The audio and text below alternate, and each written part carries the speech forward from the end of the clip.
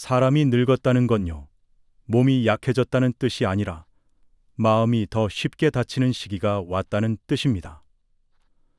요즘 들어 그런 생각 자주 하지 않으시나요?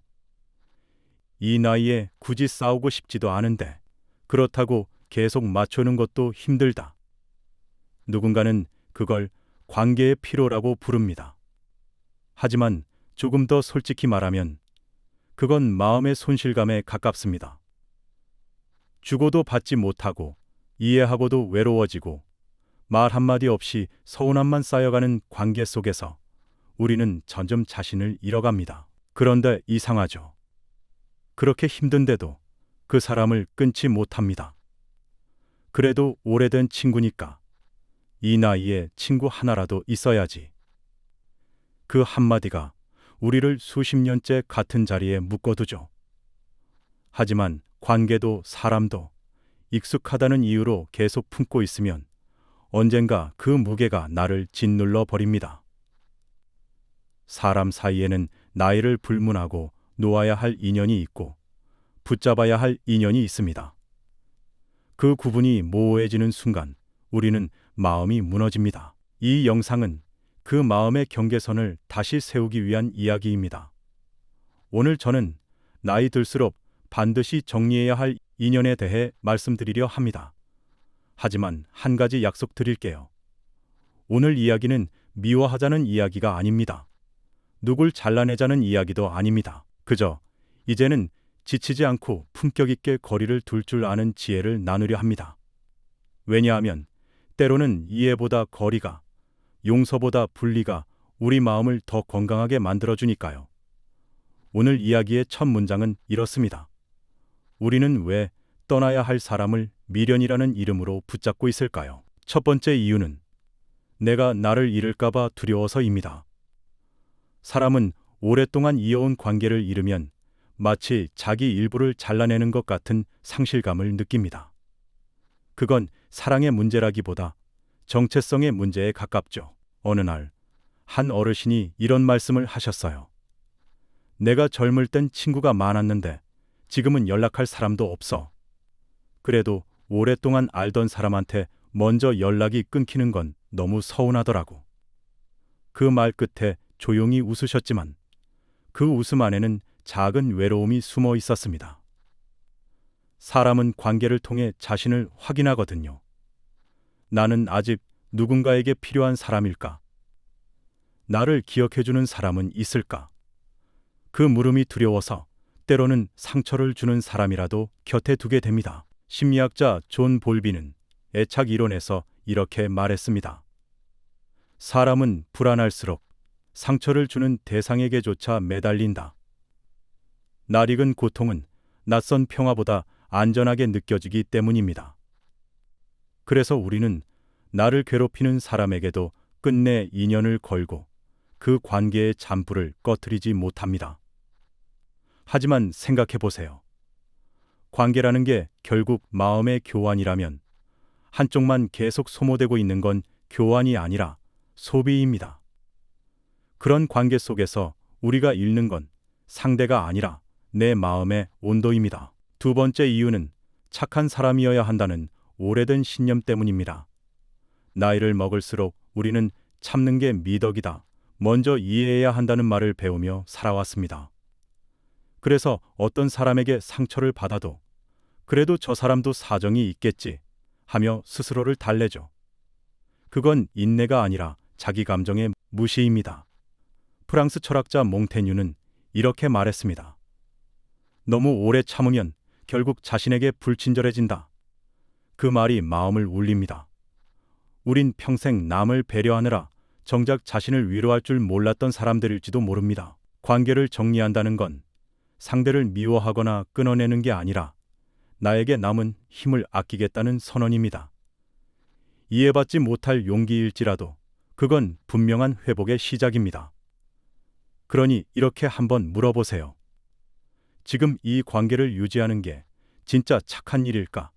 아니면 나를 잃어가는 일일까? 세 번째 이유는 말로 상처 주는 사람을 용서하며 버티는 습관입니다.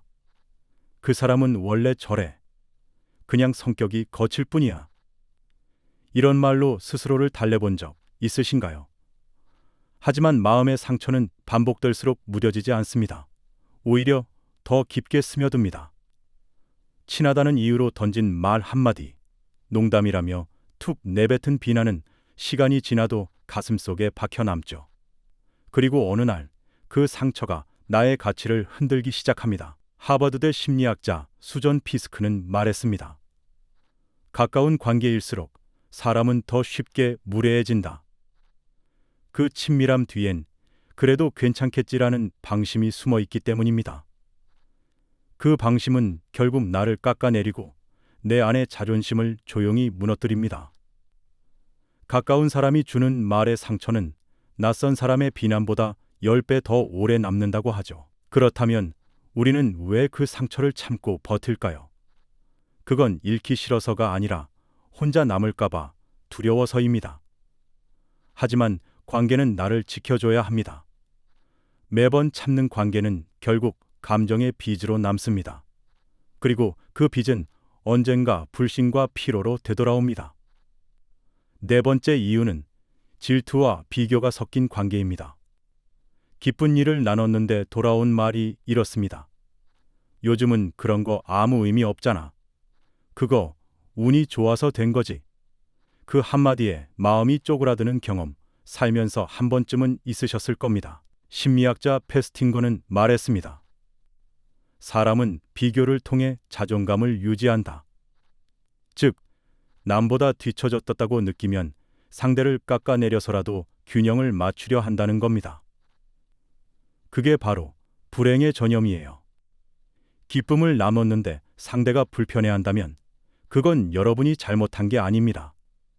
그 사람이 자기 안의 결핍과 싸우고 있는 겁니다. 그런 사람 옆에서는 기쁨도 자신감도 오래 머물지 못합니다.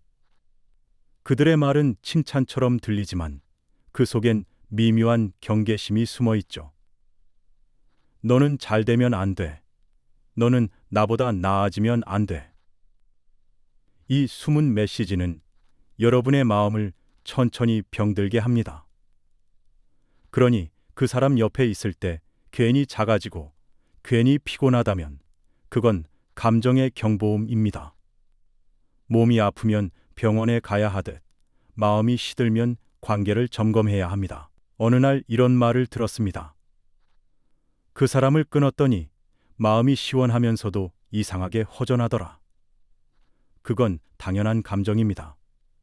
왜냐하면 관계를 정리한다는 건 사람을 잘라내는 게 아니라 자신 안의 추억을 정리하는 일이기 때문입니다. 우리는 종종 끊는다는 표현을 두려워합니다. 냉정해 보이고 너무 단호해 보이니까요. 하지만 관계의 정리는 냉정이 아니라 정직함입니다. 이 관계는 나를 더 이상 자라게 하지 않는다. 이 관계는 내 마음을 점점 무겁게 만든다.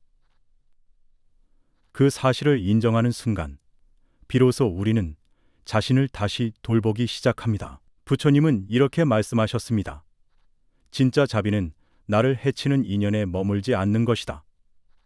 이 말의 의미는 단호하면서도 따뜻합니다. 누군가를 미워하지 않아도 그 사람 없이도 평온할 수 있다는 걸 알려주죠. 관계를 정리한다고 해서 그 사람이 나쁜 사람이라는 뜻은 아닙니다. 다만 우리의 시기가 끝났다는 뜻입니다. 꽃도 한때 피고 바람도 머물다 떠나듯 사람 사이에도 때가 있습니다. 그걸 억지로 붙잡으면 향기 대신 상처가 남습니다. 이제는 미련 대신 고요를, 집착 대신 평화를 선택할 때입니다. 그 선택은 결코 차가운 이별이 아니라 삶의 온도를 지키는 일입니다. 혹시 떠올려지는 얼굴이 있으신가요? 그 사람을 미워하지 않아도 괜찮습니다. 다만 더 이상 그 관계가 당신의 하루를 무겁게 하지 않기를 바랍니다.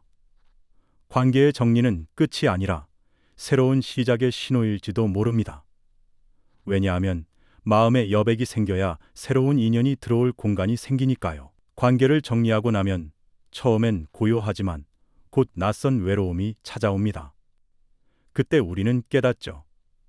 세상에는 많이 아는 사람보다 조용히 내 이야기를 들어주는 사람이 더 귀하다는 걸요. 첫 번째로 곁에 두어야 할 사람은 말없이 들어주는 사람입니다. 살다 보면 누구나 마음에 먼지가 쌓일 때가 있습니다.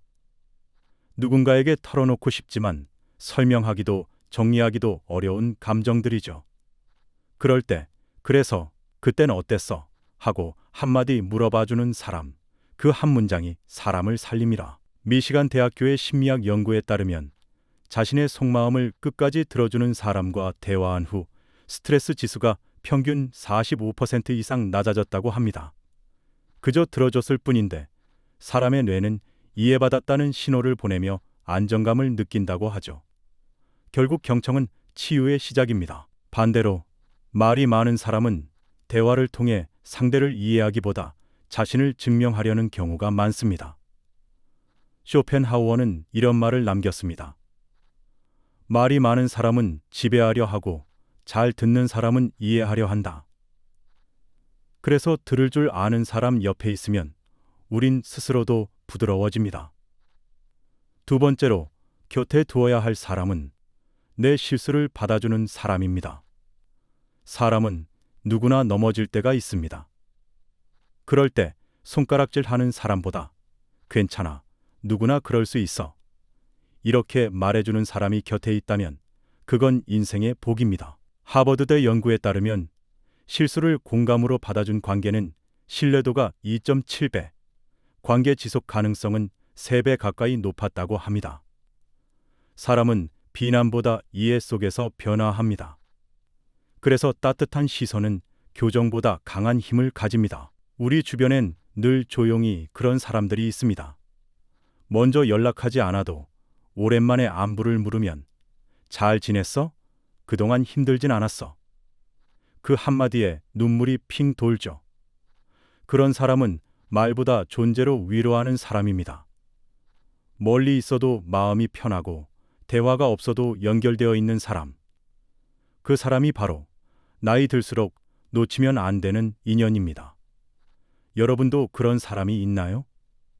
만약 그 사람이 지금 곁에 있다면 그 사람 덕분에 오늘 하루를 견디고 계신 걸지도 모릅니다. 살다 보면 사람보다 기억이 더 오래 남을 때가 있습니다.